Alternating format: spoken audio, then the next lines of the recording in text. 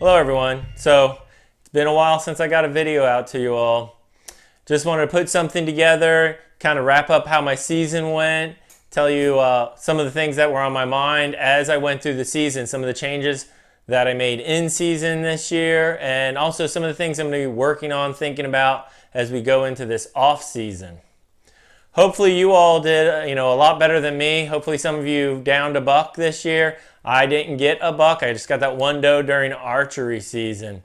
As things started off so great for me, I was seeing lots of deer on my sits. That really kind of tapered off as the season went on, and I'll try and go through some of that in this video.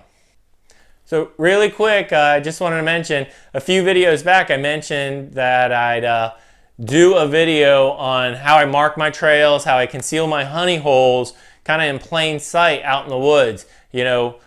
Letting people know someone's hunting there while also not leading a trail of breadcrumbs right up to a great spot to hunt. I said 500 subscribers on that. We're getting close to that. Maybe if we get up around 400, I'll just do it early. Who knows? Let me see how this off season goes, how much time I can set aside for that. On that note of marking trails, one of the comments in the video where I had shot the doe, actually a video before that where the buck was tending to the doe and then the doe got spooked out. One of you put in there, is the pink ribbon that's, probably spooked the doe out. And with that, that's definitely a possibility on that. I've used multiple colors of ribbons. I actually get pink ribbon with a specific purpose. You'll have to wait for my marking video for why I use pink ribbon. But on that note, although it's possible, I don't think that's really a plausible thing. And a couple, notes with that. A lot of states are now allowing, instead of just the hunter orange requirements, you're also allowed hunter pink.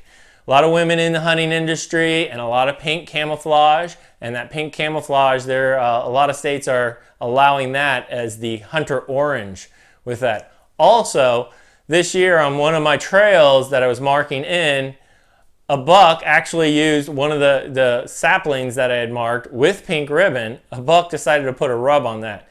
I just kind of chuckled about it because I'm marking this trail. It's almost like I marked him to put a rub on there.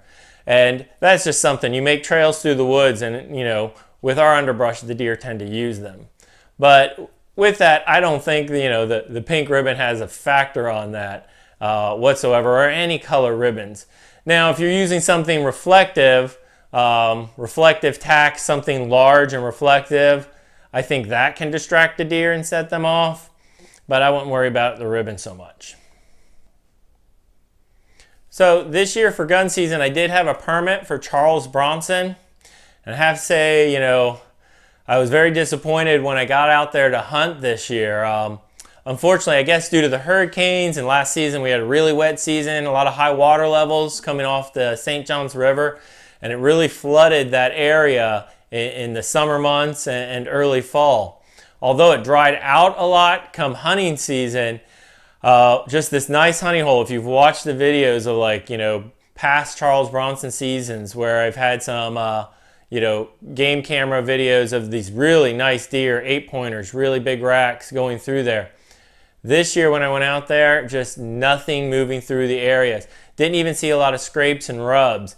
And with that, one of the things I noticed is just due to all this high water, a lot of the low-lying vegetation, all that ground cover vegetation was just killed off and gone. Which is definitely, two things with that. Deer aren't going to bed down in the water, and two, you've just taken a lot of low-laying foliage for them to eat. Once that gets kind of killed off by that standing water, that does make things a little hard for the deer. So here, real quick, I just want to show you. This is the view from my Charles Bronson stand there. And there was a nice deer run that came in, and here I was tucked nicely behind the maple tree. Could see them coming out to this strip of green grass area that was in the middle of all the thicks. Made for a nice ambush spot. This is general gun, shooting lane there, goes out to about 50-60 yards. You can also see them coming in from the left, in from the cypress area. So it really set up to be a nice spot. So very disappointing. This is the first time I was hunting in this specific spot, and not to have the deer out there like they've been in the past. Also, I know they were doing a CWD study out there. If anybody shot a deer, they asked that you leave the skull for them to take a sample and check for that. So definitely something going on there. I make mention of that just because if it's a place you wanted to get a permit for, really check it out, you know, in the summer, late summer, see how the deer are out there, if there's any good deer sign going on. You won't find any scrapes or rubs that early, but just get out there. Usually on the north entrance, you do some glassing in the field, you're gonna see some deer moving around. Now, I've never been in on the south entrance there. Maybe that's higher ground and wasn't affected quite as much as the north entrance. If anybody's got any knowledge on that, they can put that in the comments down here. That'd be useful information for everybody out there. But definitely before I put in for a Charles Bronson permit, I'm gonna let things, you know, kind of recoup over there, let the deer move back into that area. Hopefully we have a drier season this year. All right, so now that we're in the off season, definitely now's the time to get out there and do some scouting, especially before it just gets hot, all the bugs come out. This is a good time to, you know, even get some game cameras out there before the bucks shed their antlers. See still what's running around out there, what deer are still, you know, in what areas. You get a lot of information late season for that on where you want to set up for next season. All right, so here's a few of the things that, you know, I'm working on for next season. Just my thought process on setting up any of this postseason scouting I'm going to do for next season, what I'm looking for, and how I'm going to look to set up. So one of the areas where I hunt in Ocala, it's a great spot. Pulled a few deer out of there and hunt it quite often. And this year I was up there for a 4-day hunt, and after the first day of hunting, you know, I started thinking about my evening sits in this spot. Now, it's right up against a great bedding area. I know the deer are going in and bedding down for, you know, those late afternoons, and they're going to be getting up and coming out of there. One of the things with it is the trail into that area is right between the area that I hunt, the clear-cut spot that I hunt that's a little more open, and the thicker, you know, younger clear-cut where they're bedding in. I'm walking that transition line between those two clear cuts. And I think I'm doing a little much to, you know, even if you don't hear them blow out or run off, you know, bumping the deer that way, just cluing them in to something's going through that area. So I decided to stop hunting that in the evenings. I just felt the way it was set up that I was going to do more harm than good. If I bump a nice buck out of there in the evening, it's not likely he's going to come back that way the next morning. You know, it may take him a few days before he comes through that area. So with that, one of the things that I did really in mid-season on that, you know, that trip up into Ocala is I really just did a run and gun looking for just a nice, you know, evening sit place on the edge of a thicket where I could catch them coming out of the heavier cover and maybe a bedding area. Turns out, you know, kind of just some old scouting areas that I had in mind. I went and checked them out, set up about 40 or 50 yards from what actually turned out to be a really nice bedding area. I sat out on it 3 nights. My brother-in-law sat out on this area 4 nights. And almost every night we had some does coming out of there. They were bedding down in there. And right around 5 o'clock, sometimes 4:30, you hear them start moving in the thickets and they'd push their way out to us. Didn't see any bucks, had a couple deer push out that we couldn't identify, but it was a really good move to just start hunting a different area in the evenings and, you know, not worrying about bumping the deer out for those daytime sits. Now, you may think, why not hunt those same spots for a morning sit? One of the things with it, it was a nice, thick, heavy bedding area, but where we were watching the deer come out of, it was really just a thinned out, kind of open field type area. And you're just not going to catch the deer coming out into that, you know, at 8, 9, 10 o'clock during daylight hours.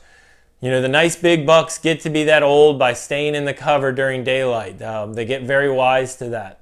So it's a good evening sit. My brother-in-law did sit on it for a few morning hunts and saw nothing, even though each evening hunt he had the same group, you know, family group of does coming out by him. So something for you guys to think about. Look at your areas. Maybe think about doing evening hunts in a separate spot from where you do your morning hunts.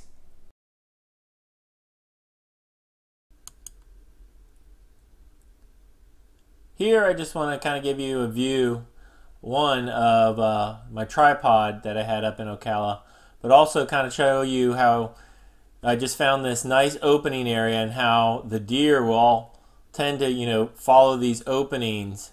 It's easy walking for them. On the left, I got a spike moving through early morning, about 8 o'clock.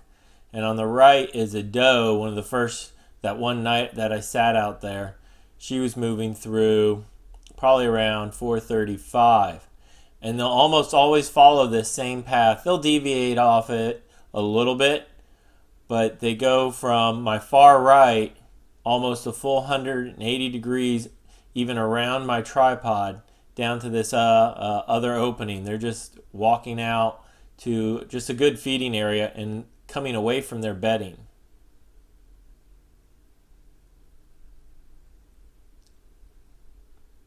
Here the doe's just moving a bit slower, but a nice ambush spot right out in front.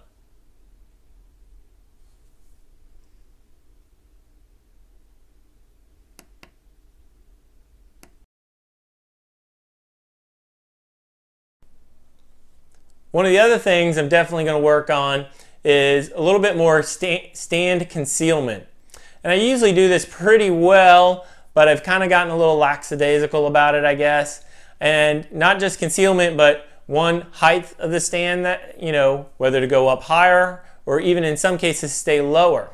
Spot where I set my brother-in-law up, I put him in one of my trapdoor stands, but I didn't add the 2 leg extensions that take it up to 15 feet. So he really was only sitting about 5 feet off the ground, but he was nestled in a nice group of bushes and had a nice clear, visibility shooting lane in front of him, while still being able to see through the brush to see what was coming. And that worked out really well for him.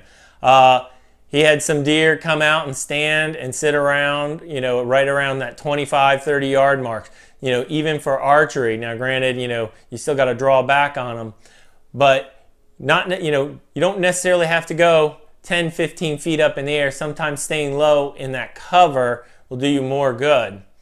Flip side of that is when I'm hunting my climbers, I think I need to, give up a little bit more visibility, get higher into the trees, and not just be, so much of a blob sitting on a trunk of a tree.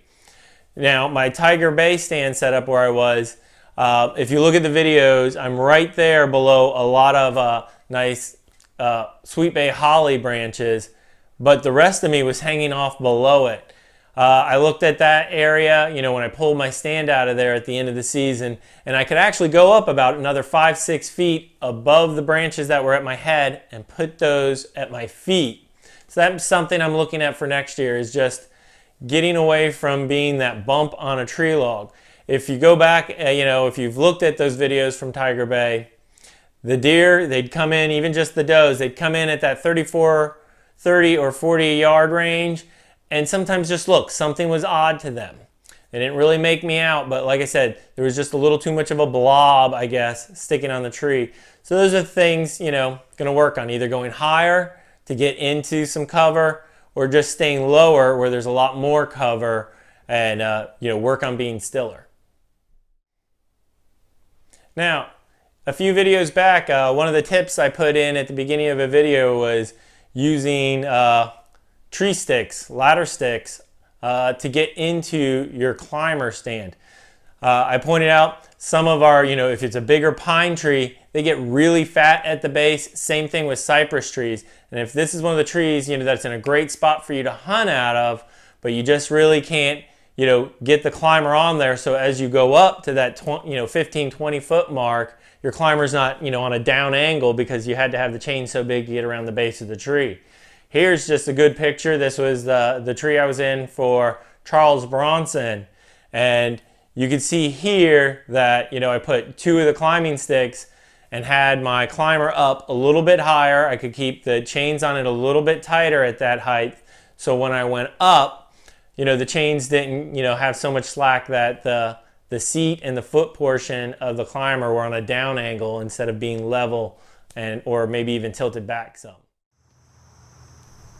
This was a video, I believe I posted this on Instagram, but this was walking out to one of my archery spots out in Tiger Bay, and I just wanted to go put this up to show a lot of times the deer will let you really just walk by if they don't feel threatened. It's just a young doe. Probably didn't know what to make of the headlamp.